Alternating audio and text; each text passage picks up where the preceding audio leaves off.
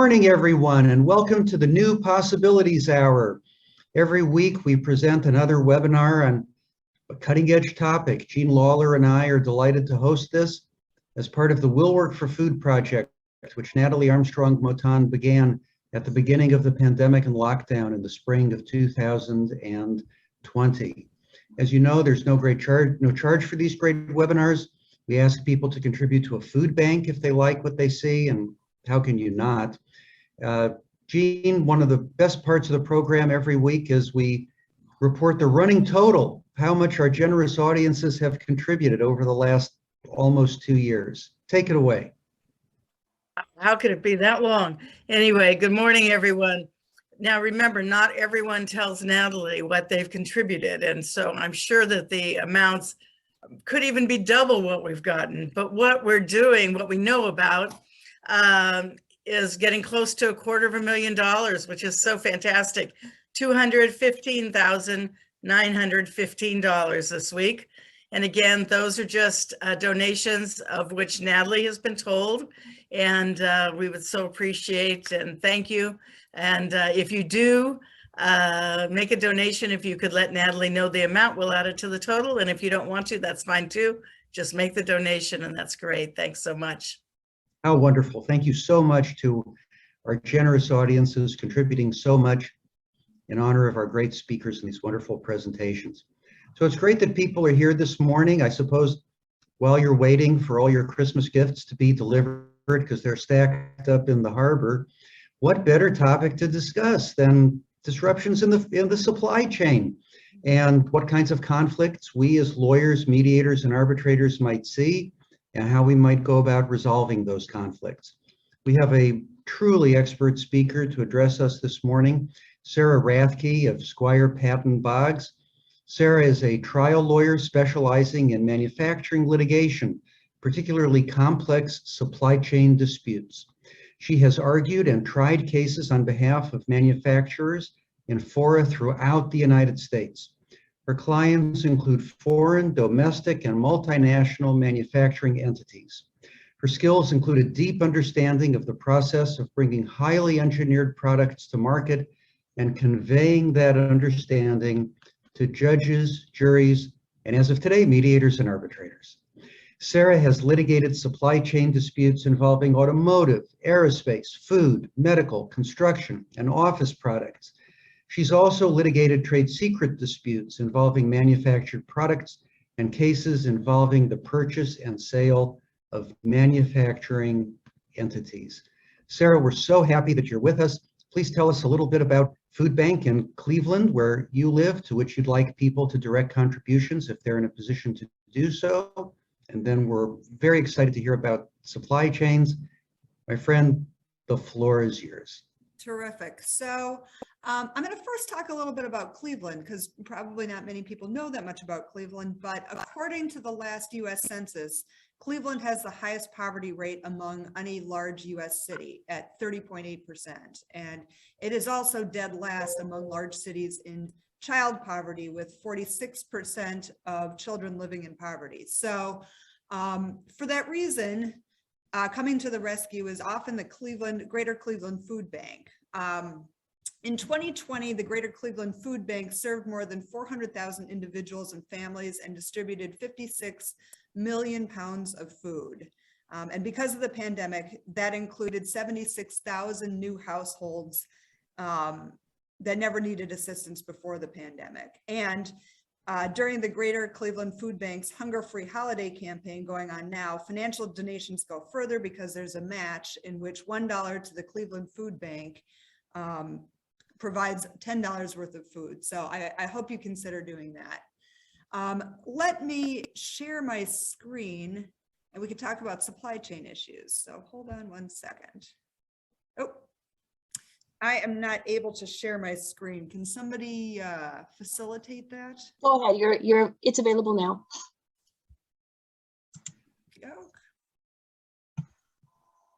Perfect, great. All right, and let's see if I can both be on the Zoom and do full screen. There we go. Okay.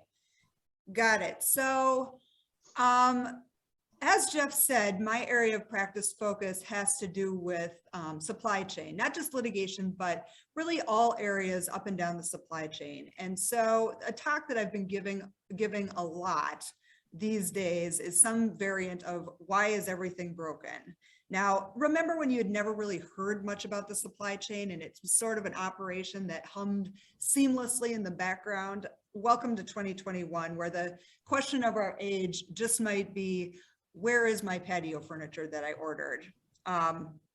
Supply chain is so much in the news that on October 7, 2021, well after I started delivering this talk, the Atlantic monthly, it's called The Atlantic, typically sort of a bastion of liberal think pieces, published an article entitled America is running out of everything. So if it's gotten the attention of The Atlantic, it's gotten the attention of everybody. Here's a little bit about the Greater Cleveland Food Bank too. If I'm happy to share the slideshow after we're done. All right. We are in the middle of a black swan tsunami as far as supply chain is concerned. A black swan event, for those not steeped in consultant speak, is known as an extremely negative event or occurrence that's impossible to predict, even among knowledgeable market experts. COVID-19 has produced multiple black swan events all at the same time, starting with changes in consumer consumption patterns, which have partly precipitated and partly coincided with changes in our available labor market, which has partly precipitated and partly coincided with changes to our diplomatic relationships, which have partly precipitated and partly coincided with changes to our worldwide logistics and distribution networks. We'll talk about these in a moment, but first let's talk about supply chains before COVID-19. Now, supply chains before COVID-19 were pretty much almost universally predicated on the concept of just-in-time manufacturing. And just-in-time manufacturing has become, or had become, as much a microeconomic orthodoxy as it was an operational strategy. And under just-in-time manufacturing, operational output, economic output is maximized if there's no excess inventory of anything anywhere in the system. So instead, orders of goods and services along the supply chain are timed to meet a company's production schedule as close as possible so that the company does not have to store or care for excess inventory and to pay to store and care for excess inventory. And how much of anything is needed is typically determined by historical analytics that were relatively stable and predictable over time, coupled with the ability to make relatively minor short-term adjustments at the whim of the buyer. Just-in-time manufacturing is informed by and strongly linked to a manufacturing philosophy developed by Toyota called the Toyota Way, which was part of Japan's ascendancy as a manufacturing and engineering power in the 1980s, and which sought to rationalize all stages of manufacturing and production. So that's where that came from. The next operational precondition of supply chains before COVID-19 was the dominance of relatively harmonious free trade. And that principle comes from the notion after, so before the Cold War, before World War II, the US preference and policy was to establish trade rules, which basically meant tariffs on a worldwide basis and not on the basis of individually negotiated trade deals with other countries. During the Cold War, however, one of the ways that the United States set itself up in opposition to the Eastern Bloc was to start dispreferring communist countries. So that's what it started doing. The Cold War, of course, ended. And in the 1980s, the US wanted to launch a new round of global trade negotiations, but Europe opposed that. So there weren't going to be non-Soviet bloc large trade negotiations at that time. But at the same time, Canada reversed its long-term policy of enacting protectionist tariffs and sought a bilateral trade investment treaty with the United States, which was kind of unprecedented at that time. Then Mexico surprised everybody and indicated that it wanted to negotiate the same kind of deal, all of which resulted in NAFTA, which came into force in 1993. After NAFTA, bilateral investment treaties began to dominate global trade, with literally thousands in effect today. And that's the event that kind of precipitated the free flow of the international free flow of goods, components, manufacturing, that kind of thing. Against that backdrop of free trade, China arose to manufacturing dominance and became central to global supply chains. And it makes sense to examine, how does that happen? How did that happen? That it happened, however, is not in question. And today, China has the largest manufacturing output of any nation in the world, which is at 30% and growing. Now, China was not part of the global economy until the late 1970s. Before that time, China went directly from World War II, which for it began in 1937, into years of civil war where Mao Zedong's Communist Party emerged victorious in 1949. However, under Chairman Mao, China's economy was state-controlled and eventually came to be dominated by the Cultural Revolution, which forced most able-bodied workers, defined as basically everyone in China at that time, into rural areas to work on farming collectives, which had the impact of shutting down China's universities for a generation. Indeed, in the late 1970s, before the Cultural Revolution ended, 69% of China's labor force was agricultural and resentful of it. But in September 1976, Mao Zedong died, and after an interim period, his successor was Deng Xiaoping, the unlikely opener of China's economy. A pragmatist, Deng was reportedly 5 feet tall, which one commentator remarked was probably an exaggeration. Henry Kissinger at one point called him a nasty little man, but Kissinger's treatment of Deng Xiaoping softened markedly over time, to the point where you can see in his 2005 book on China, his treatment of Deng Xiaoping is actually laudatory. A man of contradictions, Deng Xiaoping fought for the communists in the Chinese Civil War, even though he was born to a landlord family that was the richest in his village, a lineage that would typically have exiled him in the communist government. But due to the evident depths of his commitment to the cause, he wasn't. In fact, he probably spent less time in exile than any Chinese communist leader who tended to cycle in and out of exile depending on Chairman Mao's whims. He was 74 when he came into power, and he was presumably just a placeholder for Mao, but actually held on to power until 1992, which was 14 years. So he was the one that began to open the economy. So in the 1980s, there was nascent economic development, but what direction the Chinese economy would grow was still very politically contested. By the end of the decade, though, 50% of enterprises were state-owned and 50% were privately owned. Now, in the 1990s, during the period that's called China's first industrial revolution, China became the world's largest producer and exporter of textiles, furniture, and toys, relatively low difficulty manufactured items. During this decade, China's exports to the US increased 7 times, but were mostly these very simple goods. In 1990, US trade with China was half of its trade with Taiwan. By the end of the decade in 1999, US trade with China was 4 times Taiwan's, leading into the early 2000s, the second Chinese industrial revolution. Now, during this period, China made the conscious decision to become the manufacturing workhorse for the world and to welcome even more foreign investment into its manufacturing sector, specifically for more complex products going into tech. Law and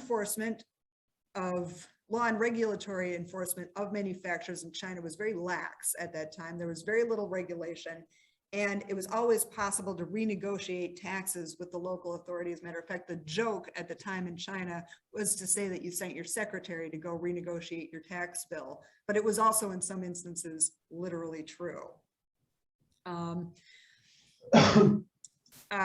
China during this time gained expertise in manufacturing for Westerners and began to also at the same time engage in behaviors that we didn't like, such as helping themselves to our company's intellectual property. And opening China's economy up in that way was a very conscious choice, because China's government determined around that time that in order to steadily work towards its stated goal of moderate prosperity, it needed to add 24 million jobs to the economy each year, a Herculean task. Now, in 2001, these efforts culminate with China joining the WTO, the World Trade Organization. And because of China's economic statistics, it was allowed to join as a developing nation, which gave it very specific and special benefits that were not available to quote unquote developed nations, including restricting imports, imposing higher tariffs, and providing export subsidies. And this had the impact of further opening China to further investment and expanding China's ability to influence global trade policy. Now, here's some maps that are kind of interesting. In 2000, this map depicts the countries in blue are countries that had a greater trade relationship with the United States relative to China. The orange ones show the countries that have a greater trade relationship with China relative to the United States. So this is 2000. This is 2020. You can see the difference and how China's growth accelerated so much as between those two times. All right. Now, the rise of China as a manufacturing power has been facilitated by a number of factors. First, as I mentioned, there was a national resolve that's enforceable to attain manufacturing excellence. And China's system of governance being non-democratic, it's much easier to kind of steer that ocean liner than it is in democratic countries. Relatedly, China has the ability to impose its national resolve on its citizens. There's cultural appetite and tolerance of that there. China, with its 3.3 billion people, 1.4 billion people, has the population resources to get things done. And as I mentioned, it has an internal need to add millions of jobs per year to keep its population economically afloat. So now there's COVID-19, which has given rise to what I like to call the new mayhem. I will give you a chance to absorb some of the entries on this slide, but it's against the backdrop that COVID-19 hit, ushering in the Black Swan tsunami. And here are some of the consequences to this mayhem. Each one of them undoubtedly hits home for somebody, from inflation to power rationing in China to the fact that they are now rationing alcohol in Pennsylvania. It could happen to you. All right. So let's start with some of those black swan events that we talked about. And the first is changed consumption patterns. And if you look at the top of the slide, it should bring out the PTSD in all of us, the great toilet paper scare at the start of the pandemic, which illustrates two things. First, of course, is panic buying. Consumers were overbuying certain products because they worried about product shortages. But the second thing that it reflects was a fundamental change in what we buy. The pandemic is likely the first time that any of us reflected on the fact that the kind of toilet paper that's used in stores and office buildings is not the same as the kind of toilet paper that people use at home. And they're not even made on the same production lines or even in the same manufacturing facilities. And the lines cannot be easily retooled. This is a fundamentally different product. Similarly, food consumption at home is a lot different from food consumption in restaurants. And also, when you're at home, your priorities change. So after a few months of staring at your old kitchen, behold the boom in home construction products and home furnishings during COVID-19. And this has created a major bullwhip event effect for some products, for example, in the lumber market. Near the beginning of the pandemic, builders faced shortages, so they panic bought. This drove prices up, which caused lumber manufacturers to increase production, but then when it evened out and due to construction firms over purchasing, demand for lumber went way down and so did the prices, and it's just been all over the place. The bottom of the slide reflects the fact that because of COVID, consumers also started purchasing a lot more goods on the internet with delivery straight to their homes. And that was a fundamental change in the last mile of the supply chain. When consumers went to stores more often, the last mile was handled by consumers, and they, though nobody really reflected on it that way, they bore the cost of that last mile of delivery. Therefore, the way that sellers set up their distribution networks, it would be that sellers would make products in their manufacturing plants, ship to a small number of large distribution centers around the country, and ship from there to stores. It's very simple. With consumers buying on the internet for home delivery more often, however, stores became less useful, and consumers expected product manufacturers to take care of that last mile of delivery and change to product prices. So this required a more small scale distribution centers and more of them, and more truck delivery, all a fundamentally different operation. So the next black swan event was changes in available labor. So when COVID-19 hit, we were already midstream through the process of baby boomers retiring from the workforce. We were also nearing the end of the United States economic transition to a largely service-based economy. And meanwhile, when the pandemic hit, we had a situation where schools and childcare was suddenly not reliably available, making it very difficult for parents in particular, and especially mothers, to work. Indeed, today, women's participation in the workforce, those rates in the United States are as low as they've been since the early 1980s. So that is the major cause for the labor shortage that we are seeing now. I know there's, political talking points surrounding that. Those are mostly inaccurate. And meanwhile, there's a sudden surge in the need for specific types of workers, mostly in logistics and transportation. Leading to our third black swan event, the changes in our nationwide logistics network. And here I think it's helpful to simply offer a few statistics. First, the cost of shipping containers from China to the US East Coast has increased more than 50% from a year ago, according to Forbes. Shipping times have increased 83%. Second, shortages in port workers at Los Angeles and the Long Beach ports means a record-breaking 73 ships were unable to unload in September 19, 2021. And clearly I need to update my script. That was record-breaking at that time until October came, and it exceeded 80 ships. In response to this buildup of container ships in the San Pedro Bay, the Biden administration has been meeting with port operators and to encourage them to extend their operating hours to 24 hours a day from 16, like most major ports in Europe and Asia do.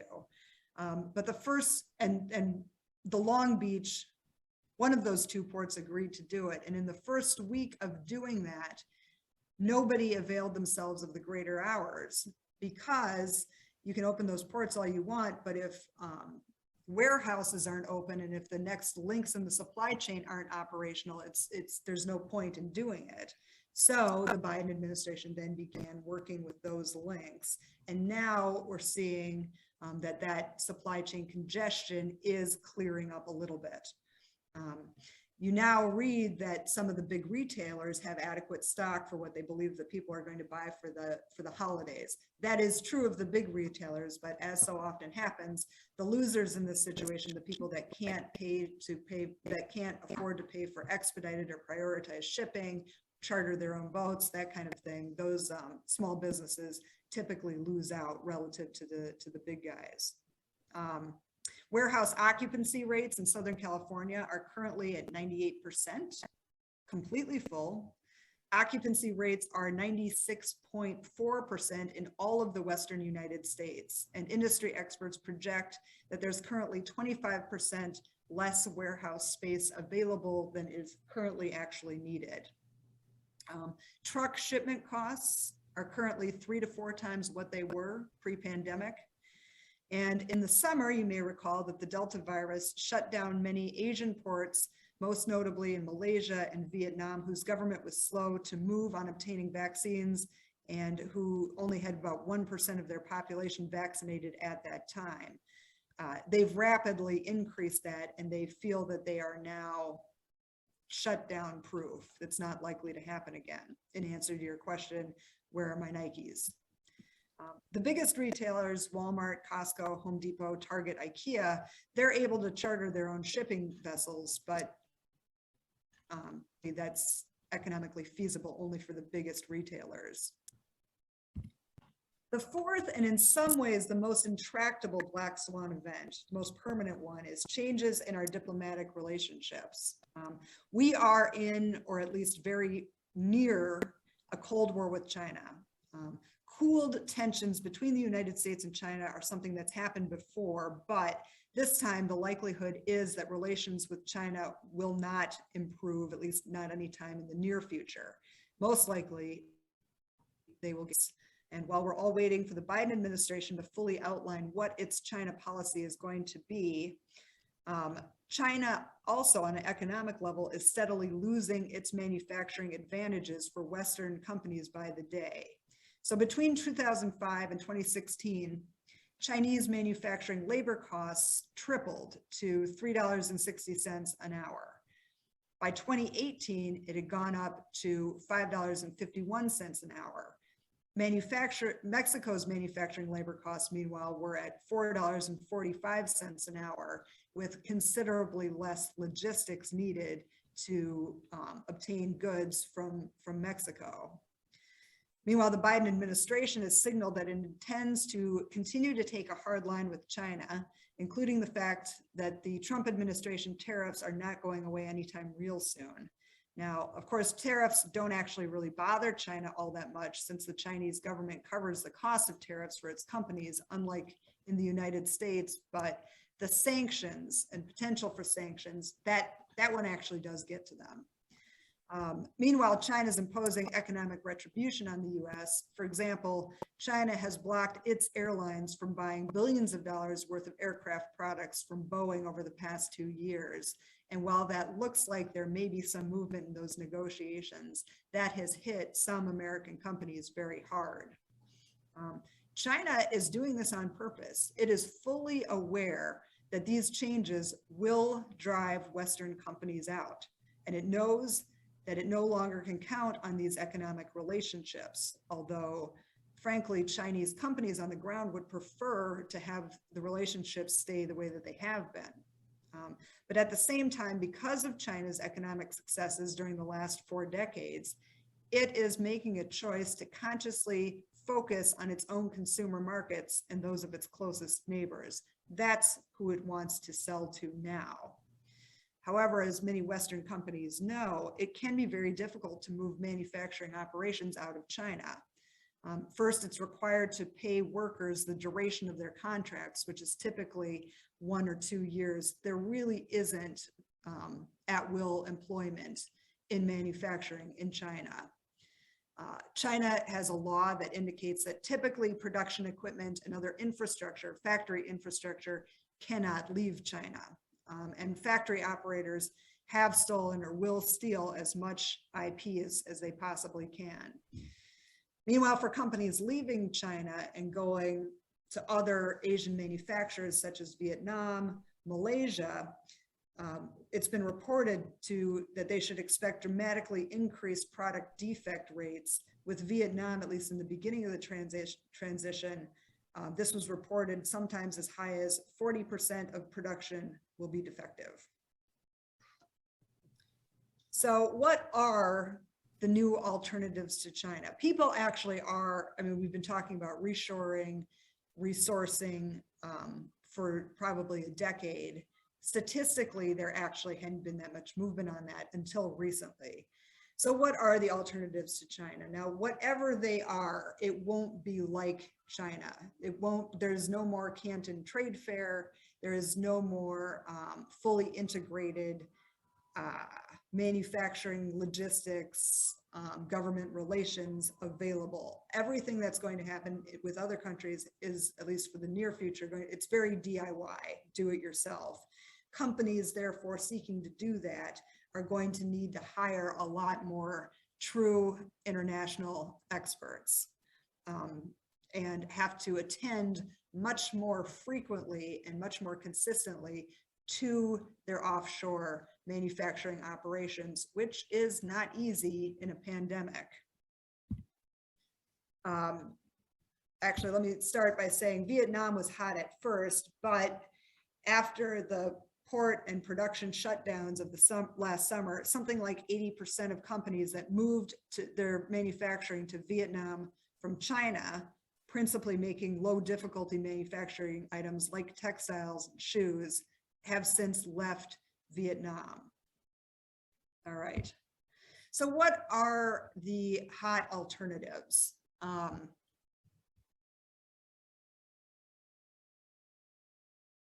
So one interesting idea is Thailand. Thailand happens to be Southeast Asia's second largest economy with a 70 million person consumer market. They are certainly not as wealthy as the United States, but they are doing pretty well. They have good investment policies. They have good transportation infrastructure, favorable geographic location with regard to ports, and they're making an effort, such as tax and non-tax incentives, particularly special 4-year visas for skilled workers from the West who need to come and oversee Vietnam or Thailand operations. They have started, like many countries do, with textiles and low difficulty manufacturing items. They are now moving and are probably qualified to start moving to more sophisticated tech manufacturing. Not as proficient as China by any stretch, but you have to start somewhere. Another interesting,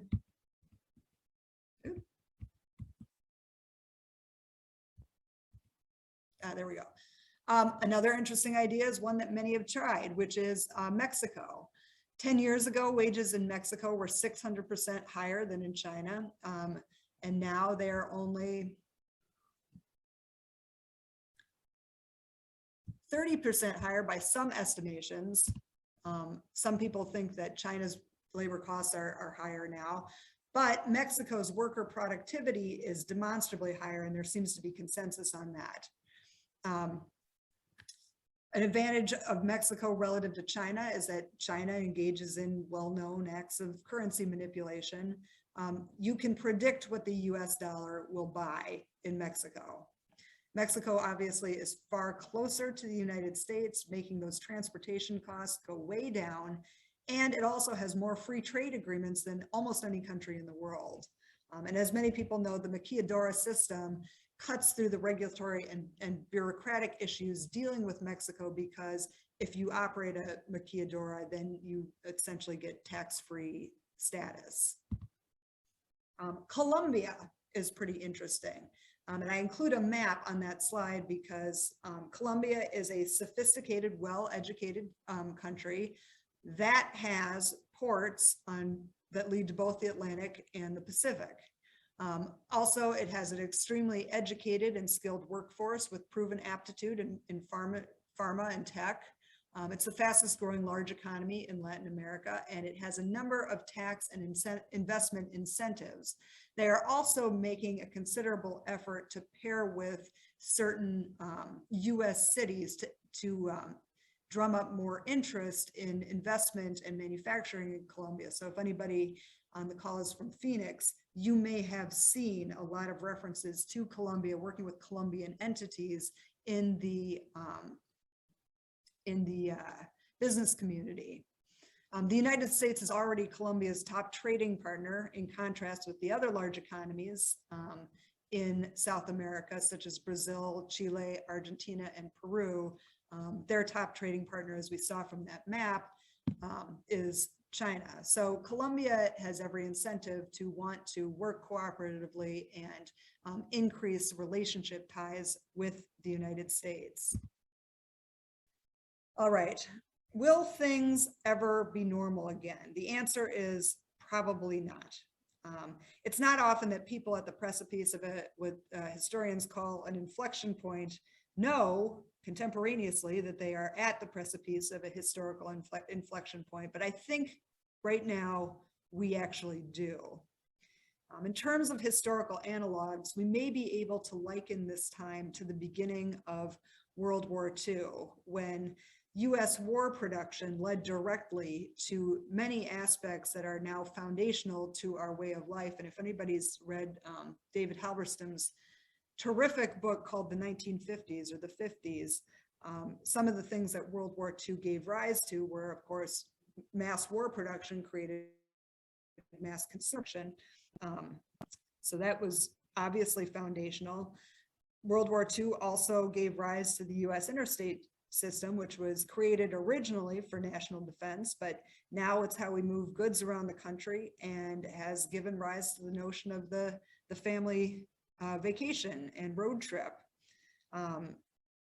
Interstate system also, through that way, gave birth to suburbs, the US auto industry, fast food restaurants, chain hotels, and the family vacation, as I mentioned. So who knows how everyday life will change as a result of our adjustment to today's supply chain and production challenges, but that it will change and perhaps give rise to black swan events of its own is certain. Keys to moving forward in the supply chain and towards building a more productive future are, first, to some degree, automation. Warehouses in the United States during the pandemic exploded very quickly and are still largely manpower driven, but they don't really have to be. It is very likely that automation will catch up to this industry and that will happen very quickly. The second key to moving forward is innovation, developing successful technologies to adapt to our new manufacturing ecosystem.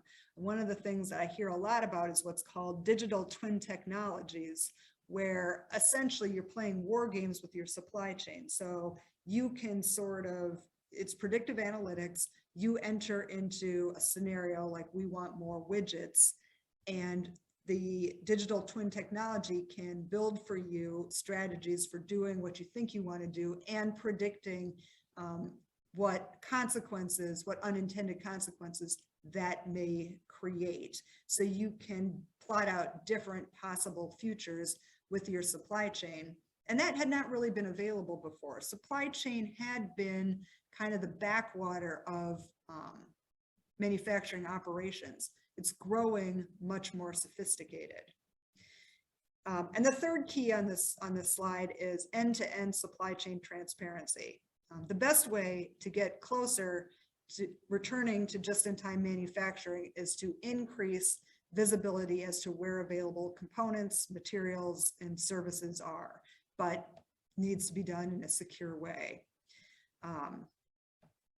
And America's most important resource has always been the inventiveness of its people, and that will also drive moving into the future. All right.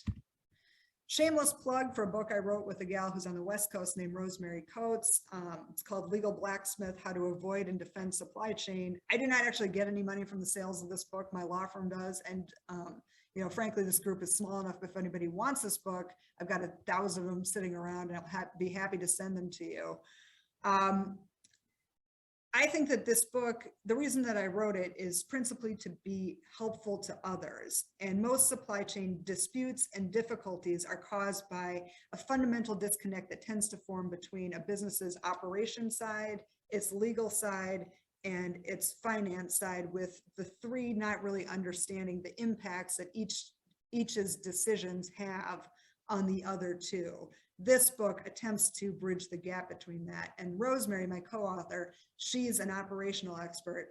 I'm, of course, in the legal field. And so every chapter, pretty much every chapter, starts out with her writing an operational description of a common problem, and then me in the second half of each chapter discussing the legal implications of that operational reality. And so that's why we wrote that. Now I know we're a little bit before our time, so we do have time for questions, and I think I saw that there were some, so let me go through this. Yes, Sarah, thank you. That was really terrific. Let me start with a question. Sure. And that is, oftentimes when we mediate cases, we find that there are interesting issues behind the table, different constituencies within a client company, and we have to spend some time working on those as well.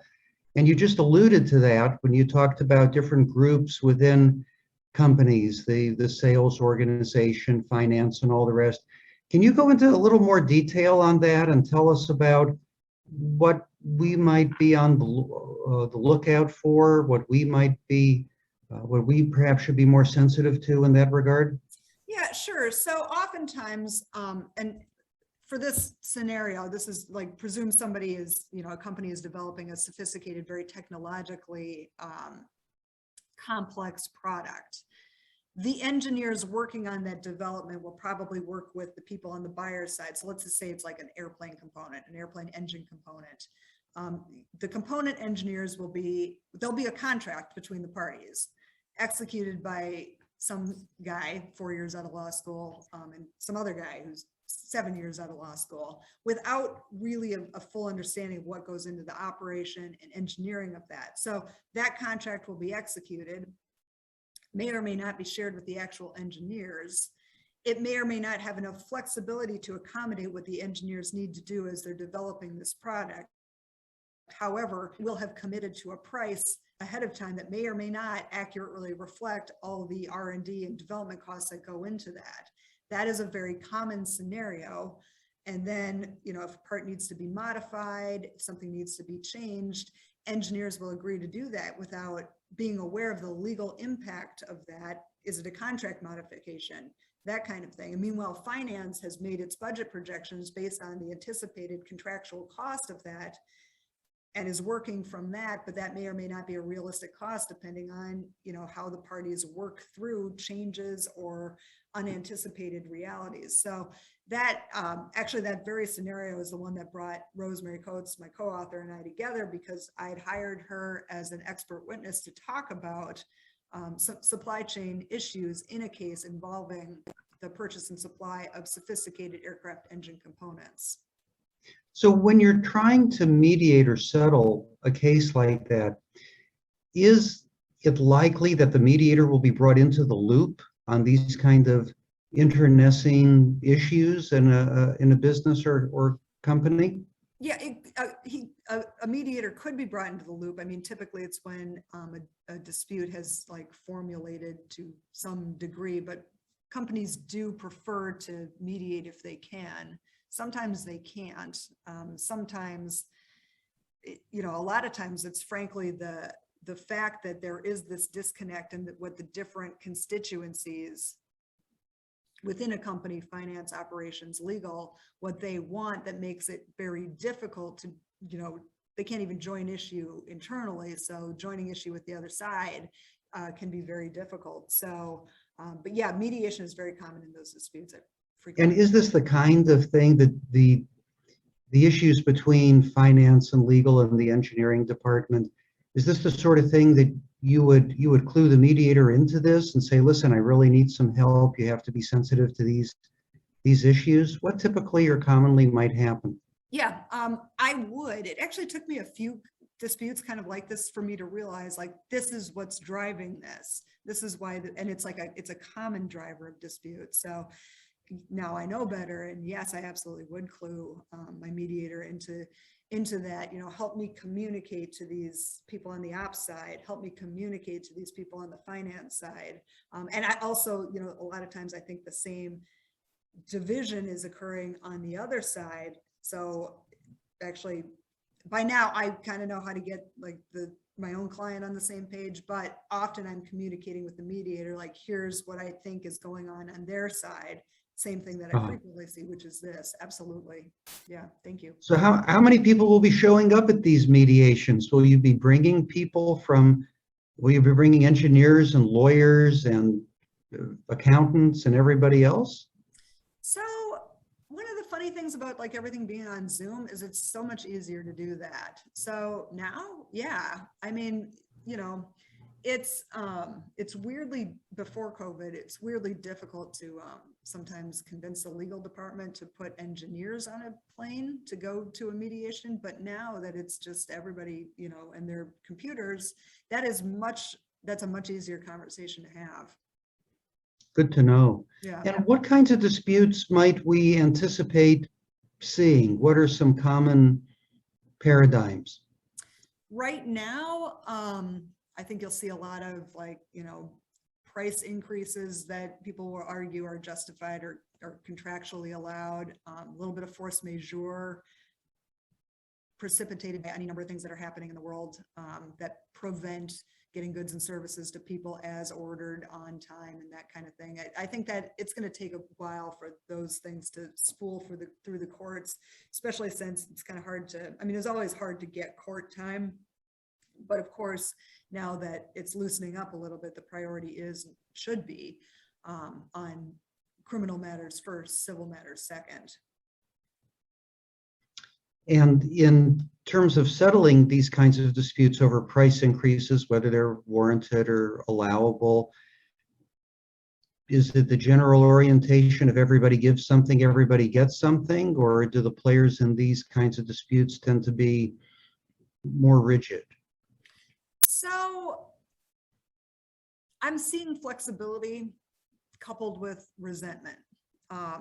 I think, you know, buyers for decades have always had the upper hand in negotiations, and that's not really true right now because, like, at the end of the day, suppliers are more limited in the amount of products that they're making, and so it's just kind of like it's a what would you call it? Like it's a buyer's war, right? And so if you want your proportion of what is my scarce allocation, you're going to have to pay for it.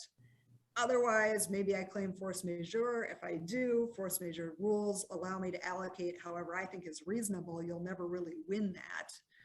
And maybe I'm wrong. Maybe it's not like a justified force majeure event, but do you really want to fight about it? Or do you want like your automotive components? You choose. Buyers also have a complexity that, like, even if something is absolutely clearly not a force majeure event under the contract or under the common law, whichever applies, or under the UCC, whatever applies, if you scratch a little bit under any particular dispute and the buyer wants to say your failure to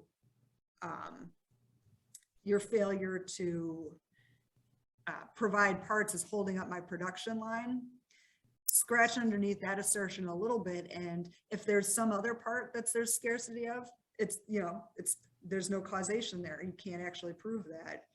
One funny thing that I've seen in the automotive industry right now is car buyers have been stymied in their ability to buy very small parts, such as the semiconductors, but not exclusively related to that. So they avoided buying just larger parts like roofs, hoods, that kind of thing. And so when they finally get a release of the small parts so that they can start going again, they put a crash, crash their component suppliers for the bigger parts that they didn't want to store, and it just can't be done. So you're seeing purchase order rejections, which buyers want to say that's not allowed, but at the same time, do you want to fight me about it, or do you want do you want roofs on trucks?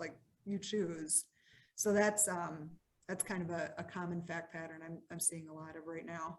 Are the disputes, Sarah, commonly between people with long-term ongoing relationships, or are they more people with spot contracts? And are the resolutions of these disputes different depending on the length and stability, if you will, of the relationships between buyers and sellers?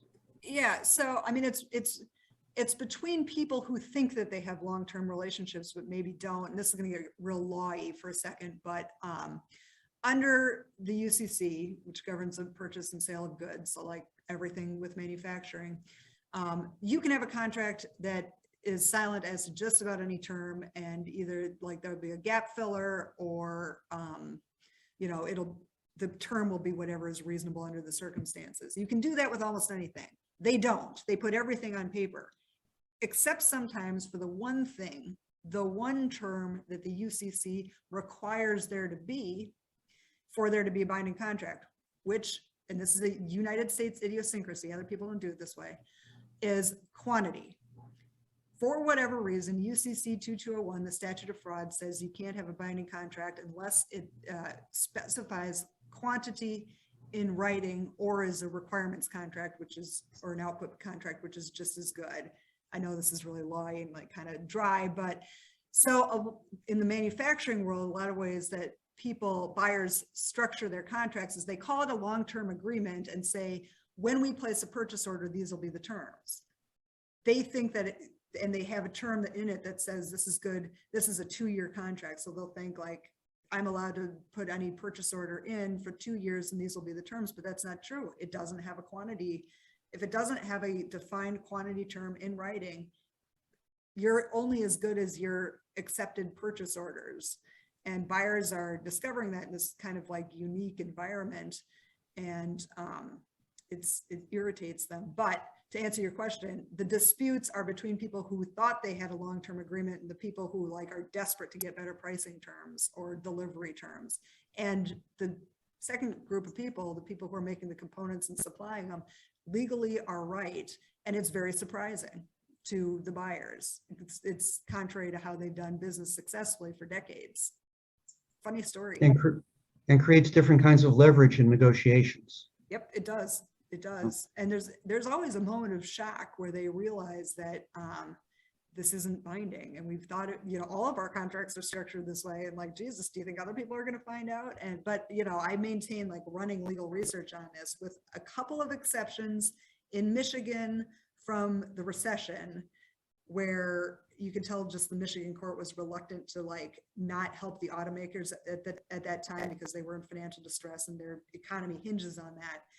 With the exception of a couple decisions from that time frame, every court is pretty much unanimous in saying, yeah, you don't have a contract. You have a contract if they accept your next purchase order, but you're not entitled to those terms. Well, that fits in very nicely with Deborah Hilton's question in the chat, and we'll get to Michael Lodge's question in just a moment. That Deborah asks that these are mutual value creating endeavors. Are you and your clients doing much to explore dispute prevention and systems for early engagement in these tripartite misunderstandings? So yes, there's a lagging effect between like when people find themselves in these disputes and when there's a renegotiation. So I think dispute resolution provisions and contracts are getting a little bit more specific and less boilerplate to try to do early intervention. I think that's I think you're right. the Uniform Commercial Code is dry reading. Yes, we agree on that. And it's important. We agree on that too, don't we? Yeah. There's a question. Let me answer the truck question. Yeah, the trucking. What about the trucking industry? Are there different requirements now, stricter requirements for truckers to operate in California? And does that create a bottleneck of getting stuff out of the ports of Los Angeles and Long Beach to where they need to go? I don't think there are more stringent trucker requirements like trucker training in California, but I do think that the emissions, you may have a point on the emissions. I think I have heard that. I think nationwide, the federal government has done some things to like expedite trucker training and qualifications so that there could be more truckers. And I know that they're starting to creep up. It's just not happening as fast as it could. And also, for whatever reason, I've read numerous times in the Wall Street Journal that like truckers prefer to work like very early morning hours and knock off at like in the early afternoon, and there's limits to how much they can drive a day. So that's another sort of headwind for this 24-hour-a-day logistics network plan that the Biden administration has. So I mean, they'll just have to kind of agree on that. But California, I mean, at some point, a very common regulatory pattern is California adopts new regulations that are more stringent than the rest of the world. And then people that do like the big companies that do business in California and elsewhere, like, you know, you see them like virtuously advocating for these stricter requirements to be everywhere. It's not really that they've suddenly become altruistic. It's because they've already decided that they're going to operate to the strictest requirements everywhere, which is costly. So they want all their competitors to have to do that too. Fascinating stuff. We have a couple of minutes left. Are there any last comments or last words, Sarah, that you have for us? No, I think like really after 56 minutes, I can honestly say that you people now know everything that I've ever known. And now we just need to get out there and mediate and arbitrate. And for those on the line who are litigators, represent clients and get these disputes resolved so that the wheels of commerce can move forward. People can get what they need, right? Yep. And I see a request for the book in the chat, and I've taken a picture of the address for that, so I will send that. But if anybody else wants one, go ahead and email me, because that way I can just forward it to my secretary and it's much easier. Okay, and your email is? Very easy to find, but it's sarah.rathke@Squire, my law firm, SQUIRE. My law firm is Patton Boggs, so squirepb.com. Fantastic. Yeah. Sarah, this has been a most illuminating presentation, the historical perspective, the multidisciplinary perspective that you've brought to us, your depth of knowledge, the detail. Just been a wonderful hour. Thank you so much. Jean, any last thoughts or comments from you? Thank you so much, Sarah. I actually was wondering if you had any thoughts on the latest announcement that the United States is not going to send any diplomats to China for the Olympics, and now other companies, other countries have joined in that as well. So, I mean, that Biden guy, like, he means it. And Trump was hard on China, Biden's hard on China, but I think where Biden is more effective is that he's reactivating the network of allies. And so I forget what it was a couple months ago, but some trade issue where he looped in 7 other players in, that were China's neighbors, like Australia, Indonesia, China has more numbers than the United States, more numbers in practically every way. But if we can still activate the ally network, that's probably the most effective way to do it. I am a little surprised, just because, the Olympics are kind of like Christmas. Like, you don't mess with it, but apparently we're going there. Thank you. Okay, Jean, thank you. Sarah, thank you. For those who are in a position to contribute to help fight food insecurity, please consider a contribution in Sarah's honor to the Greater Cleveland Food Bank. That's www.greaterclevelandfoodbank.org. Yeah, thank you for all. this is such a great idea, a great series of events. So thanks for setting that up. What a great idea. Thank you. So it's Natalie Armstrong-Motin who came up with the idea and invited Jean and me to join the team. So the kudos for that really originating this belong all to Natalie. Thank you so much, my friends. We'll see you again next week. And with that, we are complete.